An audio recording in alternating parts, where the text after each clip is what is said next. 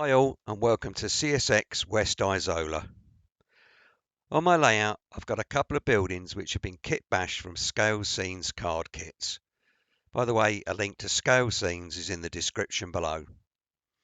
Today I'm going to show how I build a basic Scalescenes kit. If this goes well, I'll probably show how I go about kit bashing one in a later episode. The kit I'm going to be building is the low relief warehouse, which is available as a free download. To get it, you add it to your basket as though you were buying it. You will then be sent a download link and end up with two PDF files, the instructions and the actual kit itself. I usually start by printing both these files out double-sided on normal paper. This allows me to get a good idea of how I should be approaching the build. The first stage is print out the kit. The kits are 00 scale, so one thing I have to do as an HO modeler is to print out at 87%. I use an Epson EcoTank ET2850. However, any good inkjet or colour laser printer should be fine. The paper I use is A4 self-adhesive labels. Probably the majority of people, however, use matte photo paper and then use either glue stick, white glue or spray adhesive to stick the kit to the card. Once printed, the next thing I do is seal the ink in to stop it running or hopefully fading. I use artist's fixative spray and do it at this stage. Other people use various sprays and varnishes. Some also do it once the kit is built. I usually use 3 coats. Once dry, we then stick the various sheets to the card. On the printouts it tells you what card you should be using. There are basically 4 types. Heavy card, which is 2mm thick. Medium, which is 1mm. Light card, which is 200 GSM, and print only. However, depending on your scale that you're working in, these card thicknesses may vary. The other thing I would definitely check out before starting to use all of these is the helps and tips that there are on the Scalescenes website. Well, here we are going to look at some of the tools that I use when I'm building these card kits. Probably the most important out of all is the cutting mat. Get yourself a decent cutting mat because you will be doing an awful lot of cutting. And the other thing is knives and knives and knives and knives and more knives, and to go along with those knives, loads and loads of blades. Most important thing when you're doing this is really sharp blades. Change them often. Don't skimp on these because you will regret it in the end. You'll tear through the paper. You won't cut as well when you're scoring through the card and the various things. So lots and lots of blades. Out of this lot, probably the one I use most of all is a number 3 handle with the number 11 blade. And as you can see, when I buy my number 11 blades, I buy them in how many in this? I don't know, hundreds. Yeah, a pack of 100. And I probably replace them, every few cuts to do that. Good steel rules to be able to slice along the things. Make sure you're getting good straight lines on those various things. Different type of blade there.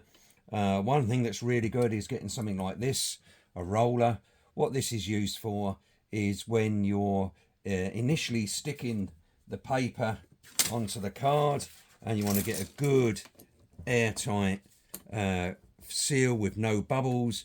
You can use these rollers to do that, and they're really worthwhile getting on there. Whatever type of glue you're using, whether you're using, like me, self-adhesive labels, or if you're using white glue or card glue or anything else that you're using, Pritt stick, the glue stick type things or whatever else, anything like that, to really good to get these nice flat cut on card.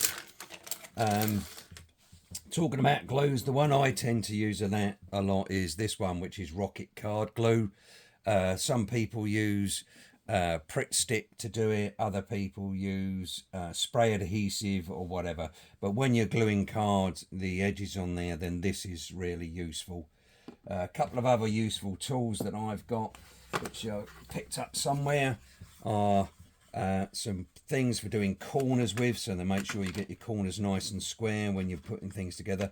Have to be a bit careful with these because it is possible to glue the card to the actual jig, so they're quite handy. I've also got a set of these, which are magnetic mates, which you can open up and use them to prop things up with. They're magnet, they stick together. They stick together like that. This set comes in various sizes. I can do outside, inside corners.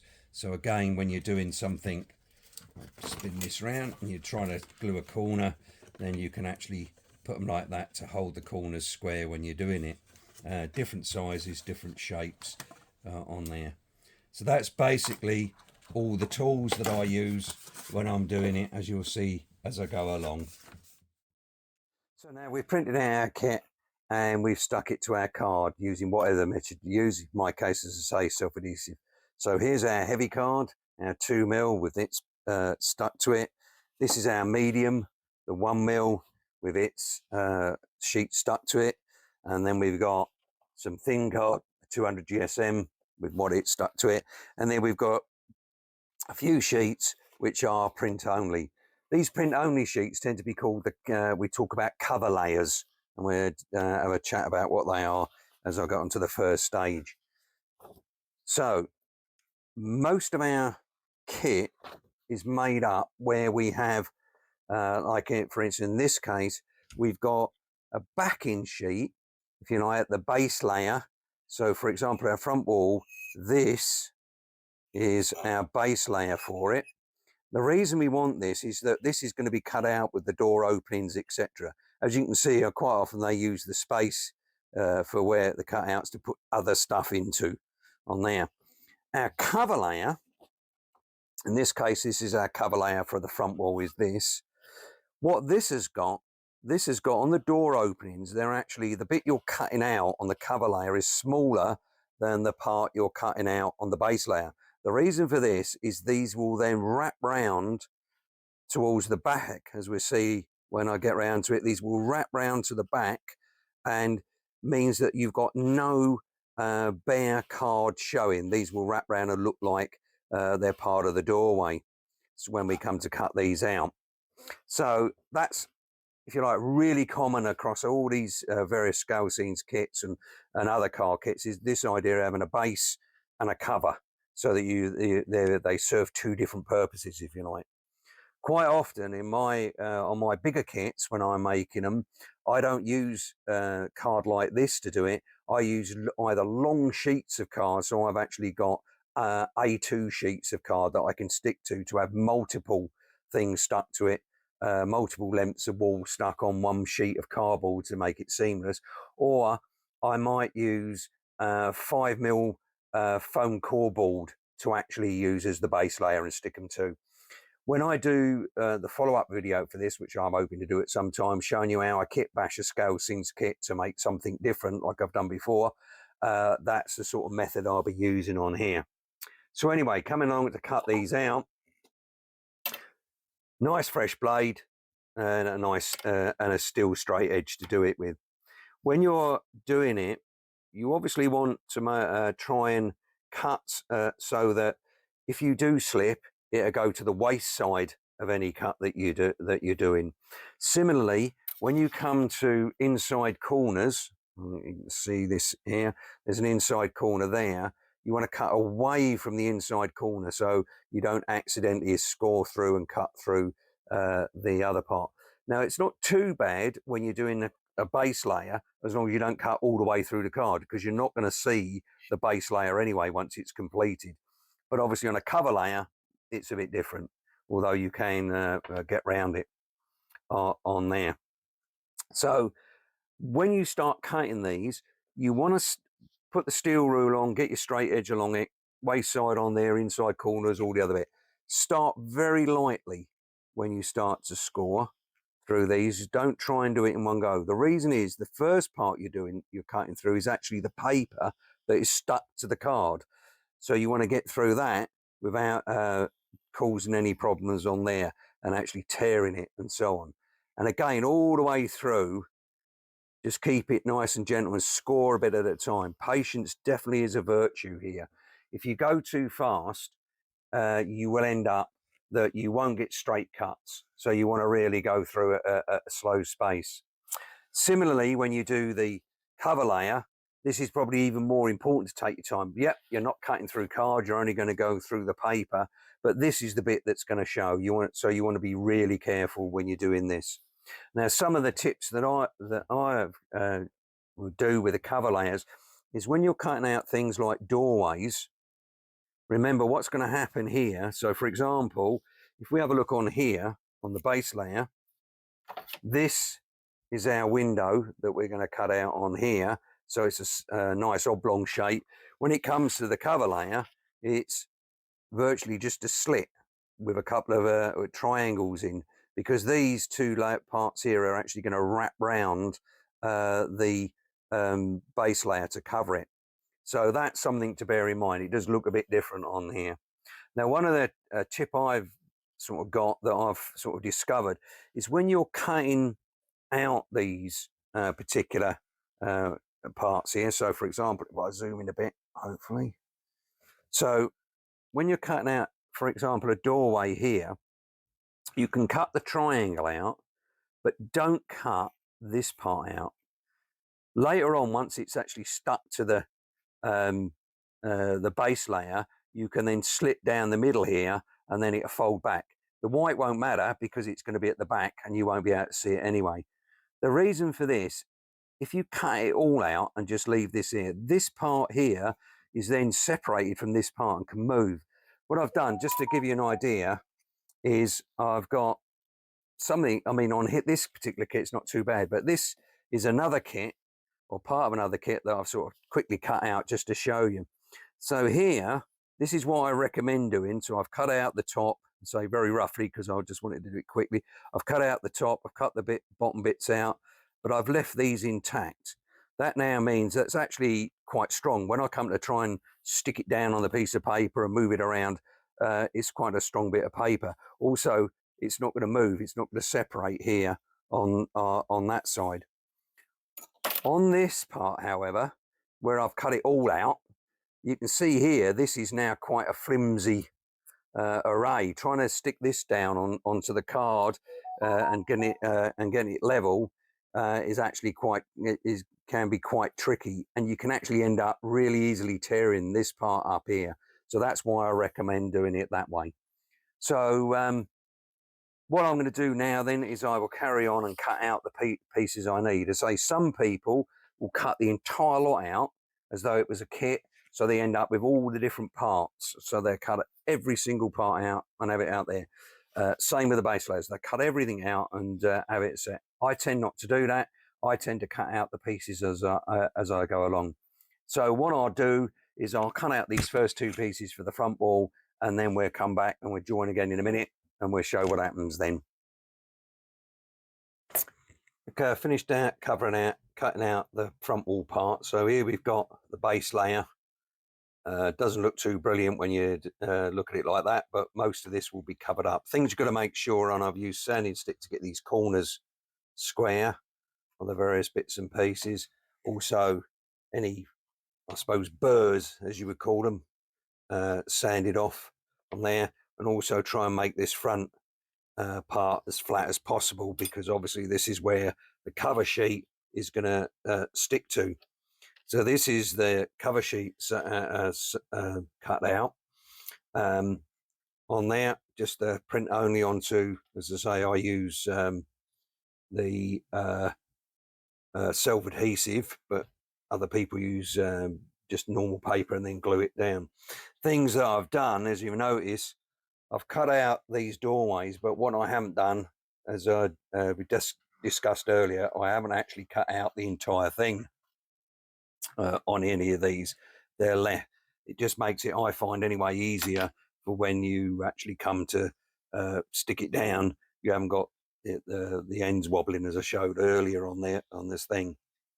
One tip: if you're using a ruler to cut out and you're trying to cut on the waist side, so for example on this window here, you're trying to cut to the waist side of it, you're obviously right on a corner of there, and the ruler can wobble. So what I always do is, you will have plenty of these on there, is get an offcut of the same thickness card. You can then butt it up against there, spread it out a bit, and now excuse me, you won't get that wobbling this time. It's now being held firmly by the offcut. So having done that, the next stage is to stick this. So we have a quick test fit on there so that we know exactly what we've got to do. So we've got to line the bottoms up with the bottom, and the two edges line up here. This is something to be careful of, because you might find, for example, that you might have to overlap at an end rather than have it butted up. In this instance, we're butted up at the ends. So the next stage is getting the backing off. So here we go, the tricky bit.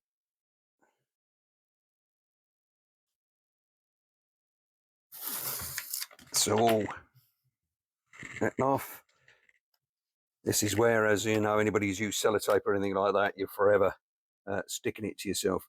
So now I'm carefully lining up, or trying to line up with the corners and the bottom on there, and I've got it down. Once you've got one bit down, it's usually pretty good. Now what I've got, this is where this roller comes in, is I can now roll to make sure that this is really firmly attached down, and there are no air bubbles or anything left in on this on there. So we've done that. Excuse me again. So now we've done this, now we can start to look at what we've got to do. So this part here, the top part, is going to fold over. Let's just get this. So this part, as you can see, as you can't see, is going to fold over, because that is going to make the top and the back of the wall. We've got the two small parts on there. So again, once we've done that, put it over, real good roll to get it nice and flat. So we've got that done there. Now we can start looking at these cutouts on here. So we do the door first. So all I'm going to do is take my blade, and I'm just going to slit where the door was, and now I can flap it over like that. So make sure that it's concealed. So that's the door. Now you can see why you've doing it here. I don't know whether you can see it on there, but you've actually really, let's see if I can get it in. And there you can actually see, I think, down here that it's actually rolled over and made there. Now here you can see at the top, it's not exactly flush on there. So what I can do here is I'm just gonna eventually, I'll come back to that, but I'll just sand that down to make sure that it's level on there, rather than leaving any white. And what I'll also do is I've got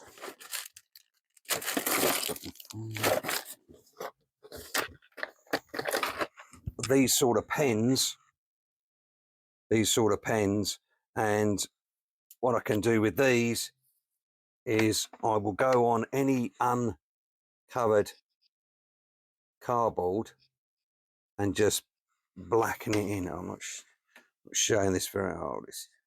Right, okay, any unblackened bar, and just colour it in there, so you don't get bare cardboard showing through. So, and again, roll it down nice and firm. Make sure we haven't got any of that. The window, we can do the same. We can just slit it down there. Use the knife handle to push it through, and knife handle to push it through there.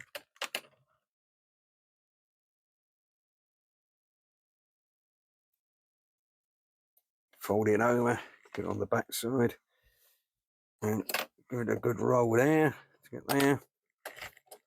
What you need to do is make sure that you do get these bits firmly pressed down so that they don't come up. You can go back. I sometimes do this we'll go back later on and have a quick look and make sure that they are down firmly. So now these two bits we're going to cut out, but we've got a slight problem with these because this bit here is actually going to be used later on. So this bit here will actually be used later on. So what I want to do is when I cut this off, so I'm just roughly cutting it, making sure that it's got it off. And the same on this side, rough cut.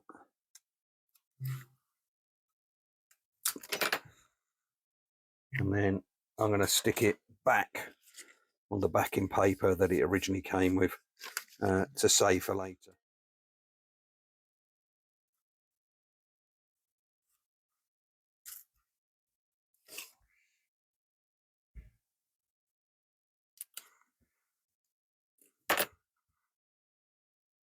So once I've done that, you see here I've made a bit of a mistake.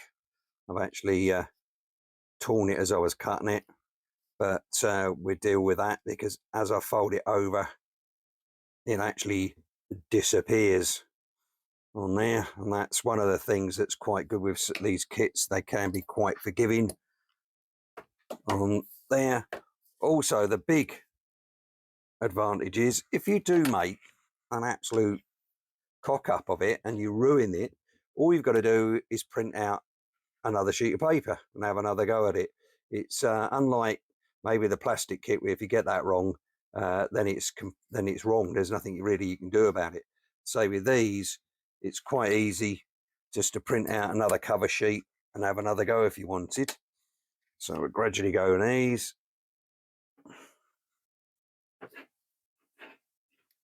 And fold that over on there. And there we go. We've now got our front wall completed on there. The only thing I'm going to do is, as I say, is have a quick, I'll just because I know from experience that these parts here, although they don't show, because obviously when they're on the layout, they will be showing down, facing down. I do always give them a quick thing over it just to make sure that they don't show up. So we've now completed our first part, the front wall. Another quick roll over to make sure it's all firmly down, back and front on there. And that's our first part completed. That's it for this first part of the video. A lot of this has been taken up with sort of preparation work, showing you the tools, etc., and talking about printing. On the next part, I'll just go through and finish the build. I'd also like to apologise for where I've had my hands in the way. This is the first time I've done something like this, so hopefully in the second part I'll have learnt a few lessons. Hope to see you then.